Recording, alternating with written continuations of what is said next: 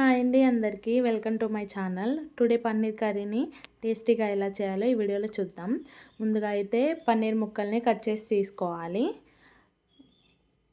ఇందులోనే తగినంత ఉప్పు, తగినంత కారం, ఒక చిటికెడంత పసుపు వేసుకొని ఒక హాఫ్ స్పూను అల్లం వెల్లుల్లి పేస్ట్ వేసుకొని బాగా కలుపుకోవాలి.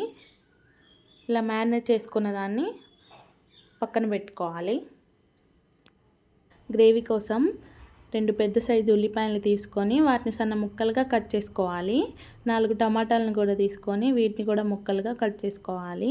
ఇప్పుడు కడాయిలో ఆయిల్ తీసుకొని ఆయిల్ వేడయ్యాక ముందుగా మ్యారినేట్ చేసుకున్న పన్నీర్ ముక్కలన్నిటిని ఇందులో వేసుకొని గోల్డెన్ కలర్ వచ్చేంత వరకు ఫ్రై చేసుకోవాలి. ఈ ఫ్రై అనేది మీడియం ఫ్లేమ్లో చేసుకోవాలి. హై ఫ్లేమ్లో పెడితే మసాలా అనేది మాడిపోతుంది. ఇప్పుడు ఇదే కడాయిలో ఒక 2 దాల్చిన చెక్క, 2 లవంగాలు తీసుకొని కొంచెం ఫ్రై అయ్యాక ముందుగా సన్నగా కట్ చేసుకున్న ఉల్లిపాయలను తీసుకొని వీటిని ఫ్రై చేసుకోవాలి.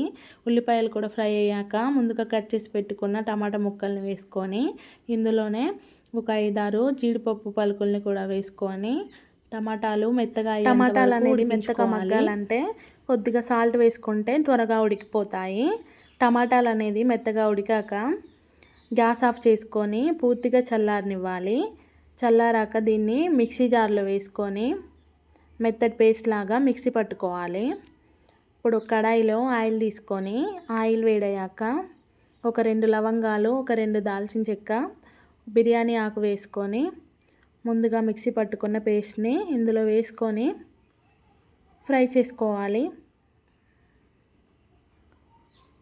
ఆయిల్ అనేది పైకి వచ్చేంత వరకు ఫ్రై చేసుకోవాలి. ఇందులోనే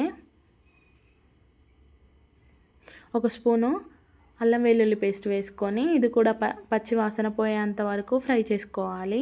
అల్లం వెల్లుల్లి పేస్ట్ కూడా ఫ్రై అయ్యాక ఇందులోనే తగినంత పసుపు, ఒక స్పూన్ కారం, కొద్దిగా సాల్ట్ వేసుకొని ఒక 10 నిమిషాలు మగ్గనివ్వాలి. మొత్తం కలుపుకొని ఇందులోనే ముందుగా ప్రిపేర్ చేసుకున్న పన్నీర్ ముక్కల్ని వేసుకొని గ్రేవీలో పన్నీర్ ముక్కల్ని వేసుకొని పన్నీర్ ముక్కలు అనేది గ్రేవీకి పట్టేటట్టు ఒక 10 నిమిషాలు ఉడికించుకోవాలి.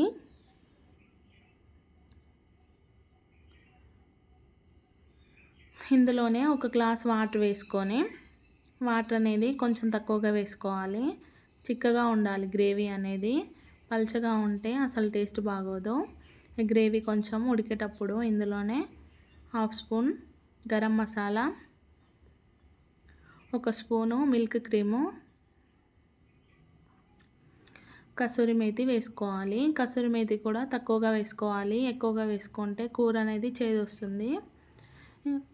వేసుకొని మొత్తంగా కలుపుకొని ఇంకొక 10 నిమిషాలు ఉడికేటప్పుడు లాస్ట్లో కట్ చేసి పెట్టుకున్న కొత్తిమీర వేసుకొని ఒక 2 నిమిషాలు ఉడికించుకొని గ్యాస్ ఆఫ్ చేసుకోవాలి.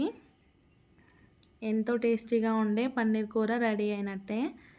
రైస్లోకి, చపాతీలోకి చాలా టేస్టీగా ఉంటుంది.